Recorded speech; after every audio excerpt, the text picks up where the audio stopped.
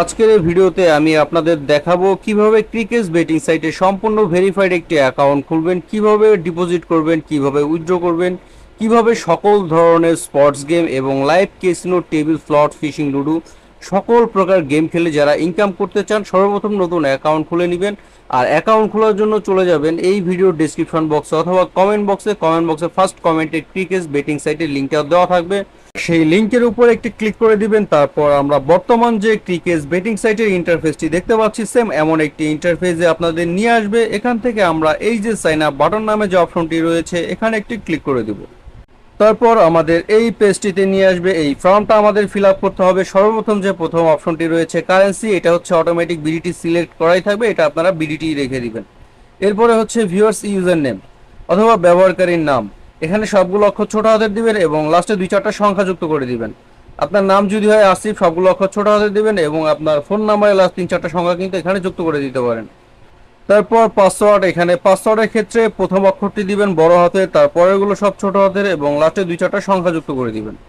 আমি আপনাদের সুবিধার্থে স্ক্রিনে ডান পাশে 3টা পাসওয়ার্ড দিয়ে রেখেছি, এই পাসওয়ার্ডগুলো কিন্তু আপনারা ফলো করতে পারেন। তারপর হচ্ছে ভিউয়ার্স ফোন নাম্বার, অবশ্যই যে নাম্বারটি এখানে বসাবেন ওই নাম্বারে বিকাশ, নগদ, রকেট লেনদেন করার মতো এমন একটি হলো অ্যাকাউন্ট আছে, সেই নাম্বারটি আপনারা এখানে বসিয়ে দিবেন। আমি কিন্তু আমার বিকাশ নাম্বারটি এখানে বসিয়ে দিয়েছি, অবশ্য জিরো বাদ দিয়ে আপনারা 10টা নাম্বার বসিয়ে দিবেন।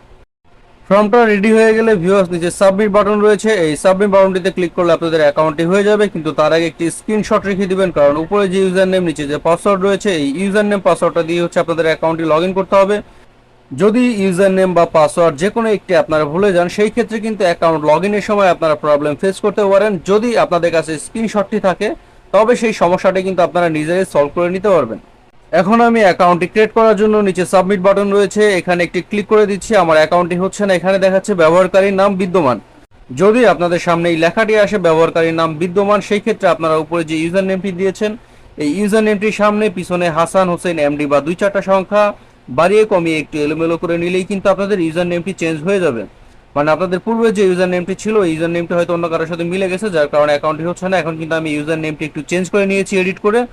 এখন হচ্ছে আমি আবার একটি স্ক্রিনশট রেখে দিব, কারণ আমার যেহেতু ইউজার নেমটি চেঞ্জ হয়ে গেছে। ভিউয়ার্স এখন নিচে সাবমিট বাটন রয়েছে, অ্যাকাউন্টটি ক্রিয়েট করার জন্য আমি সাবমিট বাটনটিতে একটি ক্লিক করে দিচ্ছি। আমার অ্যাকাউন্টটি কিন্তু হয়ে গেছে। উপরে সেভ বাটন রয়েছে, এই সেভ বাটনটিতে সর্বপ্রথম একটি ক্লিক করে দিব। তারপর এখনই ডিপোজিট করুন যে অপশনটি রয়েছে এই অপশনটির উপরে আমরা একটি ক্লিক করে দিব। তারপর আমাদের এই পেজটিতে নিয়ে আসবে। এখান থেকে আমরা অ্যাকাউন্টটি ভেরিফাইড করার জন্য এই যে মাই অ্যাকাউন্ট রয়েছে মাই অ্যাকাউন্টে চলে যাব। তারপর ভিউয়ার্স আমাদের এই পেজটিতে নিয়ে আসবে। এখান থেকে এই যে ব্যক্তিগত তথ্য নামে যে অপশনটি রয়েছে এখানে একটি ক্লিক করে দিব। তারপর আমাদের এই পেজটিতে নিয়ে আসবে। এখানে হচ্ছে নাম, তারপর হচ্ছে জন্মদিন, এই দুইটা হচ্ছে আমাদের অ্যাড করতে হবে। ফোন নাম্বার এবং ইমেল হচ্ছে ভেরিফাইড করতে হবে। সর্বপ্রথম আমরা নাম অ্যাড করে নিব, এই জন্য নামের পাশে যে অ্যাড অপশনটি রয়েছে এই অ্যাড অপশনটির উপর একটি ক্লিক করে দিব। তারপর ভিউয়ার্স আপনাদের ফুল নেমটি সম্পূর্ণ নামটা এখানে বসিয়ে দিবেন। নামটি বসানো হয়ে গেলে নিচে সাবমিট বাটন রয়েছে, এই সাবমিট বাটনটিতে ক্লিক করে আপনারা আপনাদের নামটি সেভ করে নেবেন। নামটি সেভ করা হয়ে গেলে সেম প্রসেসে এভাবে হচ্ছে আপনারা জন্মসালটাও অ্যাড করে নেবেন। এজন্য আপনারা অ্যাড অপশনটির উপরে একটি ক্লিক করে দিবেন। তারপর এখানে আপনারা আপনাদের জন্মসালটি বসিয়ে নেবেন, এরপর সাবমিট বাটনটিতে ক্লিক করে দিবেন। আপনাদের জন্মসালটি কিন্তু সেভ হয়ে যাবে। তারপর ভিউয়ার্স নিচে দেখেন ফোন নাম্বার যাচাই করা হয়নি, এই যাচাই করা হয়নি অপশনটির উপর একটি ক্লিক করে দিবেন। তারপর যাচাইকরণ কোড পাঠান, এখানে একটি ক্লিক করে দিবেন। এরপর আপনাদের ফোনে 4 সংখ্যার একটি ভেরিফিকেশন কোড আসবে মেসেজ অথবা কলের মাধ্যমে। যদি এই মুহূর্তে আপনাদের ফোনে কোনো কল আসে আপনারা কলটা রিসিভ করবেন, আপনাদের ভেরিফিকেশন কোডটি শুনবেন। আর যদি মেসেজ আসে ওই মেসেজে 4 সংখ্যার একটি ভেরিফিকেশন কোড থাকবে, আপনারা এরকম এই খালি ঘরটিতে বসিয়ে দিবেন। আপনাদের ফোন নাম্বারটি কিন্তু ভেরিফাইড হয়ে যাবে।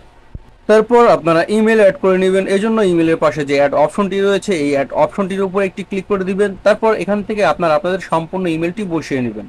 ইমেলটি বসানো হয়ে গেলে যাচাইকরণ কোড পাঠান এই অপশনটির উপর একটি ক্লিক করে দিবেন। এরপর ক্রিকেট বেটিং সাইট থেকে আপনাদের ইমেল বক্সে একটি ইমেল আসবে, ওই ইমেলে 4 সংখ্যার একটি ভেরিফিকেশন কোড থাকবে, আপনারা এরকম এই খালি ঘরটিতে বসিয়ে দিবেন। আপনাদের ইমেলটি কিন্তু ভেরিফাইড হয়ে যাবে।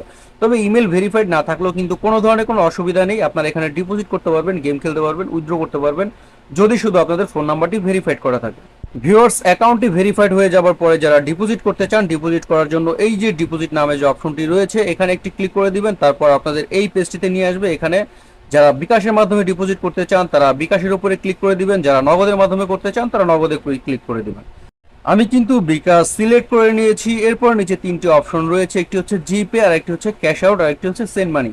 যারা সেন্ড মানির মাধ্যমে ডিপোজিট করতে চান তারা সেন্ড মানি নির্বাচন করবেন, যারা ক্যাশ আউটের মাধ্যমে করতে চান তারা হচ্ছে মাঝখানে যে অপশনটি রয়েছে ক্যাশ আউট, এই ক্যাশ আউট অপশনটি নির্বাচন করবেন। আমি কিন্তু সেন্ড মানি সিলেক্ট করে নিয়েছি, এরপর নিচে হচ্ছে আমি অ্যামাউন্টটি টাইপ করে নিব। এখানে কিন্তু মানে বিকাশ নগদ রকেটের মাধ্যমে কিন্তু সর্বোচ্চ 20,000 টাকা পর্যন্ত ডিপোজিট করা যায়। আমি কিন্তু 1,000 টাকা এখানে অ্যামাউন্ট নির্বাচন করে নিয়েছি। এরপর একটু স্ক্রল করে নিচে চলে আসবো, এখানে কিন্তু সাবমিট বাটন রয়েছে, এই সাবমিট বাটনটিতে একটু ক্লিক করে দিচ্ছি। তারপর আমাদের এই পেজটিতে নিয়ে আসবে। ভিউয়ার্স, এই যে কোম্পানির নাম্বারটি রয়েছে এই কপি অপশন থেকে আমরা নাম্বারটি কপি করে নিব। তারপর ফোনের রিসেট বাটনে ক্লিক করে আমরা চলে যাব ফোনের হোম পেজে।